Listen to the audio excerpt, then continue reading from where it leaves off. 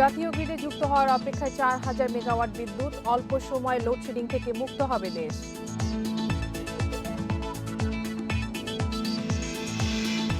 চা শ্রমিকদের ধর্মঘটের পঞ্চম দিন, শ্রম অধিদপ্তর, মালিকপক্ষ ও শ্রমিক নেতাদের বৈঠক চলছে।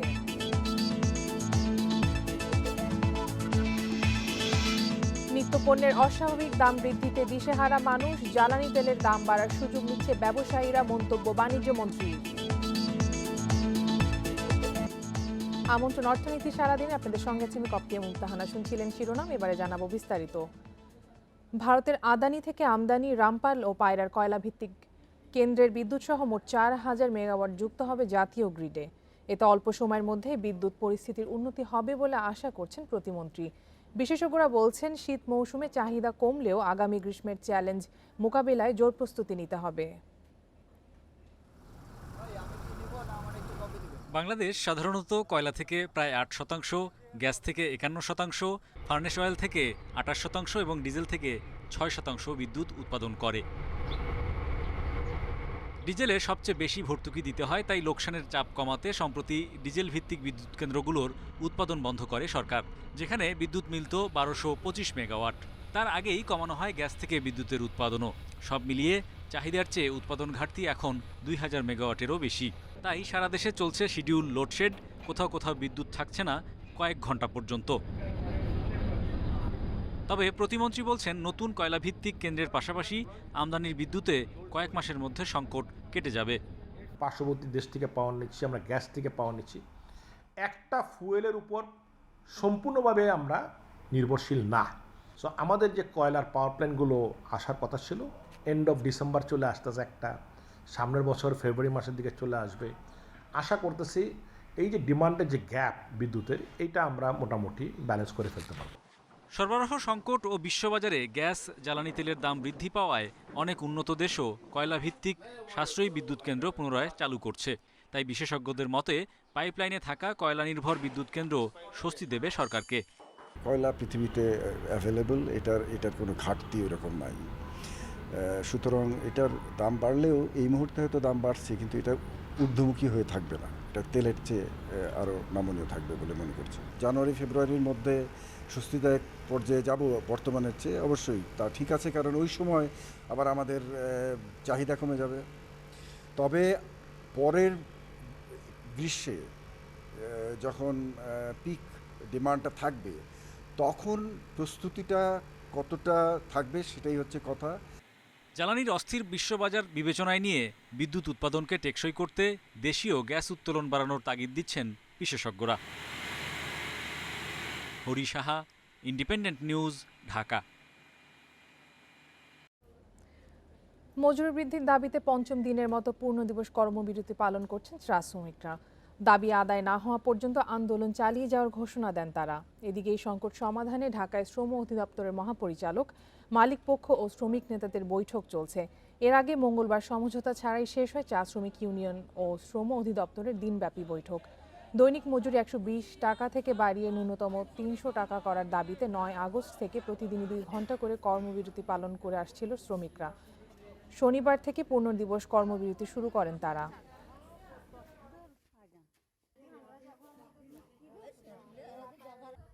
কালকের যে সিদ্ধান্তটা, এটা আমরা চা শ্রমিক পক্ষ প্লাস প্রত্যেকটা চা বাগানের চা শ্রমিক মেনে নেয়নি, সেই জন্য আমরা আজকের এই আন্দোলন অব্যাহত রেখেছি। মানসম্মত মজুরি যদি না হয়, তা আমাদের কঠোর আন্দোলনে আবার আমরা রাজপথে নামব। চা শ্রমিকদের ধর্মঘটের বিষয়ে আরও জানাতে মৌলভীবাজার থেকে যোগ দিচ্ছেন সহকর্মী তুহিনুর রশিদ। তুহিনুর, আমাদেরকে জানাবেন যে চা শ্রমিকদের ধর্মঘটের সার্বিক অবস্থা কি, আর কি ধরনের কর্মসূচি আছে শ্রমিকদের? হ্যাঁ, দেখুন, চা বাগানে যে শ্রমিকদের কর্মসূচি, সেই কর্মসূচির আজ কিন্তু পঞ্চম দিন, অর্থাৎ পূর্ণ দিবস কর্মসূচি সেটির পঞ্চম দিন, এবং সব মিলিয়ে আজকে নবম দিন চলছে এই কর্মবিরতির। তো আপনি যেটি জানতে চাচ্ছেন, আসলে চা বাগানের অবস্থা পুরোপুরি অচল, কারণ এখানকার যে শ্রমিক যারা আছেন তারা সবাই কাজে যাচ্ছেন না, এমনকি এখানকার যে ফ্যাক্টরিগুলি আছে ফ্যাক্টরিগুলি বন্ধ রয়েছে। আমি এখন যে জায়গায় দাঁড়িয়ে আছি এটি একটি বিদেশি কোম্পানির একটি ফ্যাক্টরি। এই ফ্যাক্টরিতে কিন্তু প্রত্যেক দিন অর্থাৎ এই মৌসুমে এসে 25 থেকে 30 হাজার কেজি চা উৎপাদন হয়ে থাকে। তো এই বিষয়টি আসলে কিন্তু একদম পুরোপুরি থমকে দাঁড়িয়েছে, এমনকি যে এখানকার যে বাগানের সেকশনগুলি যেখানে চা পাতি গাছগুলি রয়েছে সেখানে কিন্তু নতুন কুড়ি গজিয়েছে, সেই কুড়িগুলো কিন্তু গাছের মধ্যে অনেকটাই বড় হয়ে যাচ্ছে। তো সেই জায়গা থেকে আসলে এই যে চা বাগানের অচল অবস্থা, এই অচল অবস্থা নিরসনের লক্ষ্যে আসলে আজকেও যে বৈঠকটি চলছে ঢাকায়, সেটির সিদ্ধান্ত আসার পরেই আসলে এখানকার যারা শ্রমিকরা রয়েছেন এবং শ্রমিক নেতারা রয়েছেন তারা বলছেন যে আসলে এই ঢাকার সিদ্ধান্ত আসার পরেই তারা তাদের পরবর্তী যে কর্মসূচি সেটি তারা গ্রহণ করবেন। এমনকি তারা আজকেও সারাদিন তাদের যে কর্মবিরতি এবং তারা অবস্থান কর্মসূচি সেটি তারা পালন করেছেন, এমনকি তারা বিভিন্ন জায়গায় বিক্ষোভ মিছিলও করেছেন এবং তাদের যে দাবি অর্থাৎ 120 টাকা মজুরি, সেখান থেকে তারা বলছেন যে ন্যূনতম 300 টাকা মজুরি করার যে দাবি তারা বলছেন সেই দাবি আদায় না হওয়া পর্যন্ত তাদের যে এই কর্মসূচি তারা সেটি চালিয়ে যাবেন। এবং আগামী 23 তারিখে যে আরেকটি বৈঠক হওয়ার কথা রয়েছে, সেই বৈঠকে হয়তো তাদের যে সিদ্ধান্ত সেটি সিদ্ধান্ত হতে পারে, এমনকি আজকেও হয়তো সেই সিদ্ধান্ত আসতে পারে। অর্থাৎ একটি সিদ্ধান্তের অপেক্ষায় চা শ্রমিক এখানকার যারা আছেন তারা সেই সিদ্ধান্ত আসার পরেই মূলত তাদের যে কাজে যাওয়ার যে সুযোগ সেটি সুযোগ তৈরি হবে বলে তারা মনে করছেন। আরেকটি বিষয় জানাবেন, এই যে চা বাগানে যে উৎপাদন ব্যাহত হচ্ছে, পঞ্চম দিনের মতো ধর্মঘট গড়িয়েছে, তো এই সংকট সমাধানে আসলে মালিক পক্ষ কি কোনো বিকল্প সমাধান নিয়ে এসেছে কি বা তাদের কোনো উদ্যোগ দেখেছেন কিনা? দেখুন, আসলে এইখানে যে এই যে সংকট, এই সংকটটি আসলে দীর্ঘ 19 মাস ধরে চলছে। অর্থাৎ এই যে শ্রমিকদের মজুরি সেটি 2 বছর পরই হওয়ার কথা। মজুরি যেটি হচ্ছে এখানে মালিকদের সংগঠন বাংলাদেশীয় চা সংসদ এবং শ্রমিকদের সংগঠন বাংলাদেশ চা শ্রমিক ইউনিয়ন, তাদের মূলত বৈঠক হয়ে থাকে এবং তারাই মূলত নির্ধারণ করে থাকেন শ্রমিকদের মজুরির ব্যাপারটি। এবং শ্রমিকরা বলছেন যে গত 19 মাস ধরে এখানে কিন্তু তাদের যে মজুরি বৃদ্ধির ব্যাপারটি সেটি এখনো ফয়সালা হয়নি। তো তারা দীর্ঘদিন ধরে কিন্তু দেন দরবার করে আসছিলেন। অর্থাৎ ইতিমধ্যে যে চা শ্রমিক ইউনিয়ন তারা কিন্তু 13টি বৈঠক করেছেন মালিকদের সাথে, এবং এই বৈঠক করার পরে শেষ পর্যন্ত তারা কিন্তু মালিক পক্ষ যারা আছেন তারা 14 টাকা মজুরি বৃদ্ধির ব্যাপারে তারা সম্মত হয়েছিলেন। অর্থাৎ 120 টাকা থেকে 134 টাকা করার ব্যাপারে তারা প্রস্তাব দিয়েছিলেন। সেই জায়গা থেকে শ্রমিকরা তারা বলছেন যে বর্তমান সময়ে যে দ্রব্যমূল্যের যে ঊর্ধ্বগতি অর্থাৎ জীবনযাপনের যে ব্যয়, সেই ব্যয়টির সাথে আসলে এখন তারা বলছেন যে সেই মজুরিটা খুবই নিম্ন, এবং সেটি বলছেন যে তাদের সংসার চালানোটা দুষ্কর হয়ে পড়েছে। তো তারা বলছেন যে এই সময়টাতে আসলে তাদের মিনিমাম 300 টাকা মজুরি হওয়াটা প্রয়োজন। চা শ্রমিকদের ধর্মঘটের বিষয়ে শুনছিলাম মৌলভীবাজার থেকে। চলে যাব পরের খবরে। গত কয়েকদিন ধরে নিত্যপণ্যের অস্বাভাবিক দাম বৃদ্ধিতে দিশেহারা সাধারণ মানুষ। পরিবহন খরচ বাড়ার অজুহাতে বেপরোয়া দর হাঁকছেন ব্যবসায়ীরা, দাবি ক্রেতাদের। আর বিক্রেতাদের অজুহাত, পাইকারি বাজারের বাড়তি দামের প্রভাব পড়ছে খুচরা বাজারেও। গত 6 আগস্ট রাতে হঠাৎ করে বাড়ানো হয় সব ধরনের জ্বালানি তেলের দাম। এরপর থেকে দফায় দফায় দাম বাড়ছে নিত্যপণ্যের। চট্টগ্রামের সব ধরনের সবজির দাম কেজিতে বেড়েছে 10 থেকে 20 টাকা। দুদিন ধরে 160 টাকা ডজনেই বিক্রি হচ্ছে মুরগির ডিম। ডেলি দাম বাড়তেছে মনে করো 10 টাকা, ওখানে হয়ে যাচ্ছে একটা 30-40 টাকার উপরে। 25 কেজি চাল ছিল আপনার 1250 টাকা 1200 টাকা, এখন তা চলে গেছে 1600 টাকা কিংবা 1500 টাকার মতো। যশোরেও চাল, ডাল, মাছ, মাংসের পাশাপাশি সব ধরনের সবজির দাম বাড়তি। একই অবস্থা রংপুর, মাদারীপুর সহ দেশের বেশিরভাগ জেলায়। সব ধরনের মাছ কেজিতে বেড়েছে 50 থেকে 120 টাকা পর্যন্ত, আর মুরগির মাংসে বেড়েছে ন্যূনতম 80 টাকা। সব পণ্যের দাম বেশি, মানে ধরা ছোঁয়ার বাইরে। আমরা বাড়তি দিয়ে কিনে আনি, বাড়তি বিক্রি করি। রংপুরে চালের দাম 50 কেজি ওজনের প্রতি বস্তায় বেড়েছে 300 টাকা। অনেক পাইকারি ব্যবসায়ী চাল বিক্রি বন্ধ রেখেছে, দাবি বিক্রেতাদের। এদিকে রাজশাহী ও টাঙ্গাইলে গতকালের তুলনায় ডিমের দাম কিছুটা কমেছে। নিত্য প্রয়োজনে একটা মানুষের বেঁচে থাকার জন্য যে জিনিসগুলো দরকার, সবজির দাম বেড়েছে, মাছের দাম বেড়েছে, মাংসের দাম বেড়েছে। মানুষের মোটামুটি পুরাই ক্ষমতার এত উদ্যোগ দিলে মানুষ পারবে কি করে? ক্রেতা হয়রানি বন্ধে ব্যবসায়ী সংগঠনের পক্ষ থেকে বাজার মনিটরিং করা হচ্ছে বলে দাবি ময়মনসিংহ চেম্বার অফ কমার্সের। স্থিতিশীল নিয়ন্ত্রণ আমি কতটুকু রাখতে পারবো, যতটুকু পর্যন্ত আমি যেখান থেকে মালটা আনি, যেখান থেকে সাপ্লাই হয় সেখানে তো বাজার ঊর্ধ্বমুখী। তো আমরা চেম্বার থেকে এটা প্রতিনিয়তই আমরা মনিটরিং করি, যেন অযথা মানুষের কাছে বেশি মুনাফা না করে কোনো ব্যবসায়ী। নিত্যপণ্যের অস্বাভাবিক দাম বৃদ্ধি প্রবণতা ঠেকাতে সরকারের কঠোর নজরদারি চান সাধারণ মানুষ। রেশমি, ইন্ডিপেন্ডেন্ট নিউজ। এদিকে জ্বালানি তেলের দাম বাড়ার সুযোগ নিয়ে ব্যবসায়ীরা নিত্যপণ্যের দাম বাড়াচ্ছে বলে মনে করছেন বাণিজ্যমন্ত্রী টিপু মুনশি। অস্বাভাবিক দাম বৃদ্ধির কারণ খতিয়ে দেখা হচ্ছে বলেও জানান তিনি। বুধবার সচিবালয়ে এক সংবাদ সম্মেলনে মন্ত্রী আরও বলেন, ডিমের বাজার নিয়ন্ত্রণে প্রয়োজনে আমদানির সুযোগও দেওয়া হবে।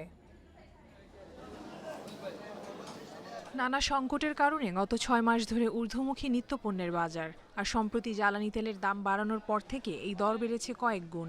চাল ডাল থেকে শুরু করে আটা, ময়দা, ভোজ্য তেল, মুরগি, চিনি, ডিম সবকিছুর দামই এখন ক্রেতার নাগালের বাইরে। বর্তমানে ডিমের ডজন বিক্রি হচ্ছে 160 টাকায়, যা 1 মাস আগেও ছিল 120 টাকা। নিত্যপণ্যের এই বাড়তি দরে সবচেয়ে বেশি বেকায়দায় পড়েছেন স্বল্প আয়ের মানুষ। বুধবার সচিবালয়ে বাণিজ্যমন্ত্রী বলেন, জ্বালানির দাম বাড়ার অজুহাতে ব্যবসায়ীরা পণ্যের দাম বাড়াচ্ছেন। এই হারে দাম বাড়ানোর কোনো যৌক্তিক কারণ নেই বলে মনে করেন তিনি। তেল বাড়ার কারণে ট্রান্সপোর্টের বড় জোর 50 পয়সা বাড়তে পারে পার কেজি, ট্রান্সপোর্টের কারণে তেলের দাম বাড়ার কারণে পার কেজি। কিন্তু হয়েছে কত? 4 টাকা বেড়ে গেছে। কোনো লজিক আছে? নাই। তার মানে সুযোগটা নিয়ে নিয়েছে। ডলারের দর এবং আন্তর্জাতিক বাজারের সাথে মিল রেখে ভোজ্য তেলের দাম শিগগিরই সমন্বয় করা হবে বলে জানান বাণিজ্যমন্ত্রী। গ্লোবালি তেলের দাম কমেছে, পাশাপাশি ডলারের দাম কত বেড়েছে সেটাও তো রিয়েলিটি। এই দুটাকে অ্যাড্রেস করে একটা নতুন দাম ফিক্স আপ করতে হবে। গ্লোবাল মার্কেটে কী কমলো এইটা আলোচনা করে ফিক্স আপ করা হবে, খুব শীঘ্রই সেটা করা হবে। ঢাকা শহরে টিসিবির 80 ফ্যামিলি কার্ড হয়েছে জানিয়ে বাণিজ্যমন্ত্রী বলেন, আগামী 1 মাসের মধ্যে এই কার্যক্রম পুরোপুরি শেষ হবে।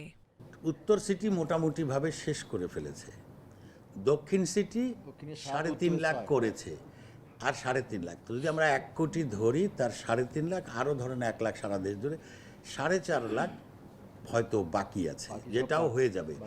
এদিকে টিসিবির কার্যক্রম নিয়ে টিআইবির প্রতিবেদন সঠিক তথ্যের উপর ভিত্তি করে তৈরি করা হয়নি বলে দাবি বাণিজ্যমন্ত্রীর। আমরা সত্যটা আপনাদের সামনে। কপ্তিয়া মুমতাহানা, ইন্ডিপেন্ডেন্ট নিউজ, ঢাকা। আমদানি রপ্তানি অর্থায়নের বিপরীতে স্বল্পমেয়াদী বিদেশি ঋণের সুদ হার কমিয়েছে বাংলাদেশ ব্যাংক। মঙ্গলবার এই বিষয়ে এক প্রজ্ঞাপন জারি করে কেন্দ্রীয় ব্যাংক। এতে বলা হয়, এখন থেকে সংশ্লিষ্ট মুদ্রার বেঞ্চমার্ক রেটের সঙ্গে সর্বোচ্চ 3% সুদে এই ধরনের ঋণ নেওয়া যাবে।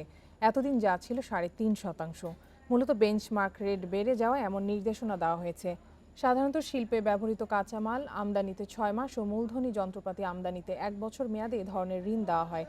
তবে করোনা শুরুর পর থেকে উভয় ক্ষেত্রে 6 মাসের বাকিতে আমদানির সুযোগ দেওয়া হচ্ছে।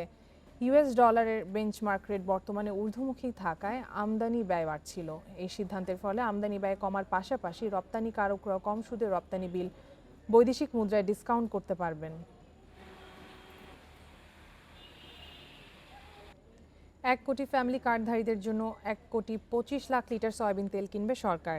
এইসব তেল 2 লিটারে বোতলজাত করে টিসিবির মাধ্যমে বিক্রি করা হবে। বুধবার ক্রয় কমিটির বৈঠকে সিদ্ধান্ত নেওয়া হয়। এছাড়াও 111 টাকা কেজি দরে বেশ কয়েকটি কোম্পানির কাছ থেকে 5,000 টন মসুর ডালও কেনা হবে। সরকারি ক্রয় সংক্রান্ত মন্ত্রিসভা কমিটির বৈঠক শেষে সাংবাদিকদের এ বিষয়ে জানান মন্ত্রিপরিষদ বিভাগের অতিরিক্ত সচিব মোহাম্মদ আব্দুল বারিক। 2 লটে 212 কোটি টাকায় এইসব তেল কেনা হবে। প্রথম লটে সুপার অয়েল রিফাইনারির কাছ থেকে প্রতি লিটার 173.95 টাকায় 40 লাখ লিটার তেল কেনা হবে। দ্বিতীয় লটে 171 টাকা দরে 3টি বেসরকারি কোম্পানির কাছ থেকে 85 লাখ লিটার সয়াবিন তেল কেনা হবে। এছাড়াও কাতার ও সৌদি আরব থেকে G2G ভিত্তিতে এবং Karnaphuli fertiliser company limited KAFCO থেকে 1.20 লাখ টন ইউরিয়া সার কেনার প্রস্তাব অনুমোদন করেছে কমিটি। সব মিলিয়ে সরকারি ক্রয় সংক্রান্ত মন্ত্রিসভা কমিটির সভায় 16টি প্রস্তাব অনুমোদন দেওয়া হয়েছে।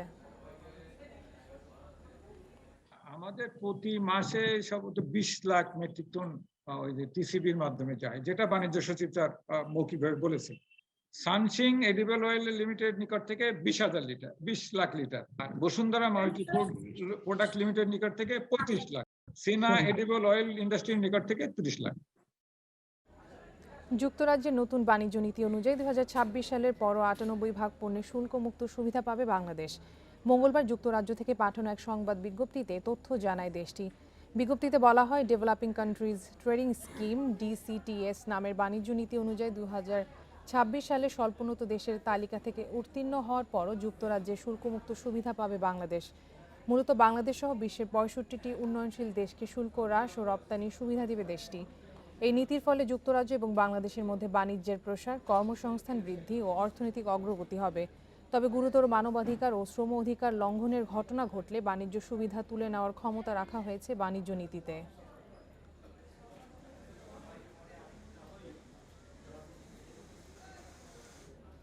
তথ্য পাচার ঠেকাতে তথ্য নিরাপত্তা নীতি প্রয়োজন বলে মন্তব্য করেছেন শিক্ষা উপমন্ত্রী মহিবুল হাসান চৌধুরী। দুপুরে রাজধানীতে এক অনুষ্ঠানে তিনি আরও বলেন, নিরাপত্তার অভাবে অনেক তথ্যই দেশের বাইরে পাচার হয়ে যাচ্ছে।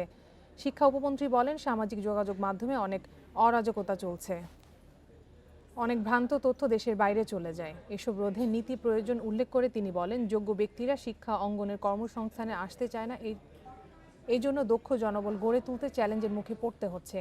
অনুষ্ঠানের ডাক ও টেলিযোগাযোগ মন্ত্রী জানান, ওটিটি নীতিমালার খসড়া তৈরি হয়েছে। তিনি আরও বলেন, প্রযুক্তি ব্যবহারের জন্য দেশের বাইরে থেকে কর্মী আনা বন্ধ করতে শিক্ষা ব্যবস্থায় সংস্কার প্রয়োজন।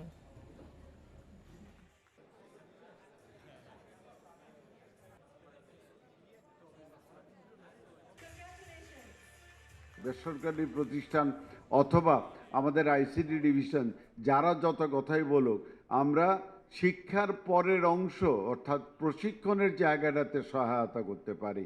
শিক্ষা তো আমরা দিতে পারি না, শিক্ষাটা আমাদের শিক্ষা প্রতিষ্ঠানকেই দিতে হবে।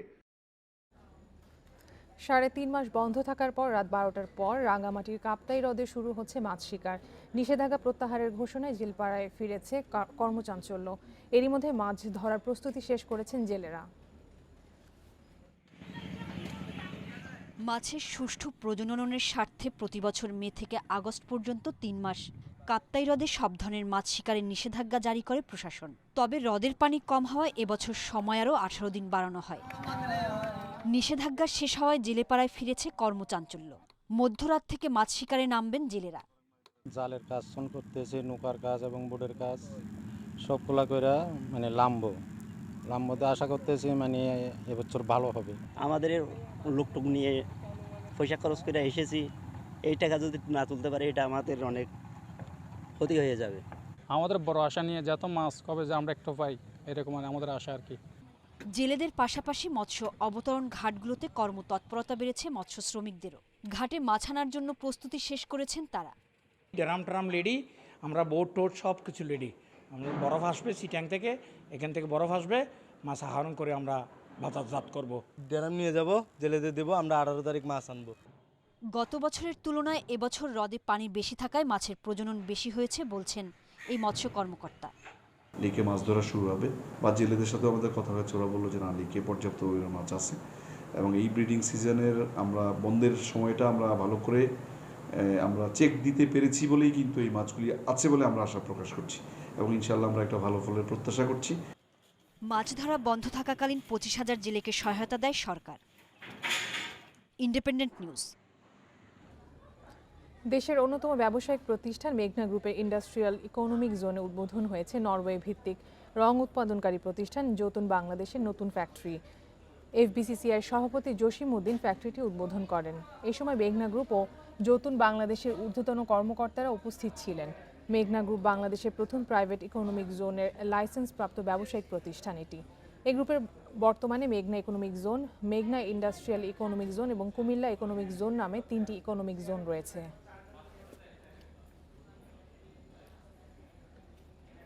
জলবায়ু পরিবর্তন মোকাবিলা এবং স্বাস্থ্য খাতের উন্নয়নের জন্য $70,000 কোটি বিল সই করেছেন মার্কিন প্রেসিডেন্ট জো বাইডেন। মূলত ধনীদের উপর ট্যাক্স বাড়িয়ে এই অর্থ সংগ্রহ করা হবে।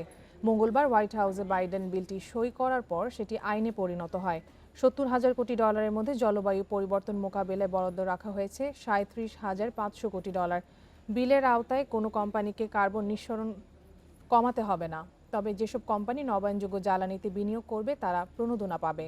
এছাড়া যেসব প্রতিষ্ঠান ইলেকট্রনিক গাড়ি বা জ্বালানি সাশ্রয়ী বাড়ি তৈরিতে বিনিয়োগ করবে তারাও প্রণোদনা পাবে। নতুন বিলটি 65 বছরের বেশি বয়সীদের কাছে প্রেসক্রিপশন ওষুধের দাম কমানোর কথাও বলা হয়েছে।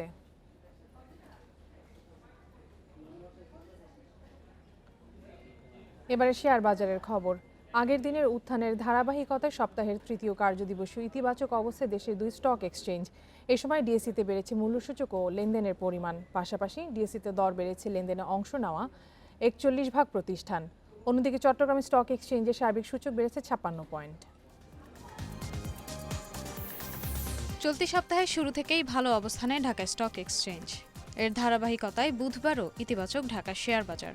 এ সময় প্রধান সূচক বেড়েছে 15.52 পয়েন্ট, অবস্থান করছে ৬,২৪১ পয়েন্টে। মূল্যসূচকের পাশাপাশি লেনদেনও বেড়েছে ঢাকার শেয়ার বাজারে। মোট লেনদেন হয়েছে ১,১৫৯ কোটি ৬০ লাখ টাকা শেয়ার, যা আগের দিনের চেয়ে প্রায় ১২৫ কোটি টাকা বেশি। হাত বদলে অংশ নেয় ৩৮০টি কোম্পানি ও মিউচুয়াল ফান্ডের মধ্যে দর বেড়েছে ১৫৬টির, কমেছে ১৩২টির এবং অপরিবর্তিত আছে ৯২টি প্রতিষ্ঠানের শেয়ার দর। সবচেয়ে বেশি লেনদেন হওয়া প্রতিষ্ঠানের তালিকার প্রথম অবস্থান ধরে রেখেছে বেক্সিমকো লিমিটেড, দ্বিতীয় ফরচুন শুজ এবং তৃতীয় লাফার্জ হোলসিম বাংলাদেশ। শতাংশের দিক থেকে দর বৃদ্ধি তালিকার প্রথম অবস্থানে উঠে এসেছে আনলিমা ইয়ার্ন ডাইং, দ্বিতীয় সান লাইফ ইন্স্যুরেন্স এবং তৃতীয় অবস্থানে দেশ গার্মেন্টস। অন্যদিকে চট্টগ্রাম স্টক এক্সচেঞ্জে সার্বিক সূচক ৫৬.০৭ পয়েন্ট বেড়ে অবস্থান করছে ১৮,৩৬৯ পয়েন্টে। লেনদেন হয়েছে ২৪,৭৪ লাখ টাকার share. Ishrat Suma, independent news, Dhaka. এবারে জানাবো বিশ্বের প্রধান প্রধান মুদ্রার সাথে টাকার আজকের বিনিময় হার। অপরিবর্তিত রয়েছে যুক্তরাষ্ট্রের ডলারের দর, বিনিময় হয়েছে ৯৫ টাকায়। যুক্তরাজ্যে পাউন্ডের দর বেড়েছে, বিনিময় হয়েছে ১১৭ টাকা ২৭ পয়সায়। ইউরোর দরও বেড়েছে, বিনিময় হয়েছে ৯৮ টাকা ৫৭ পয়সায়। বেড়েছে ভারতীয় রুপির দর, বিনিময় হয়েছে ১ টাকা ৩২ পয়সায়। সৌদি রিয়ালের দর বেড়েছে, বিনিময় হয়েছে ২৫ টাকা ৪৩ পয়সায়। আরব আমিরাতের দিরহামের দর অপরিবর্তিত, বিনিময় হয়েছে ২৫ টাকা ৯৯ পয়সায়। কুয়েতি দিনারের দর বেড়েছে, বিনিময় হয়েছে ৩১১ টাকা ২২ পয়সায়। কমেছে মালয়েশিয়ান রিঙ্গিতের দর, বিনিময় হয়েছে ২১ টাকা ৩৮ পয়সায়।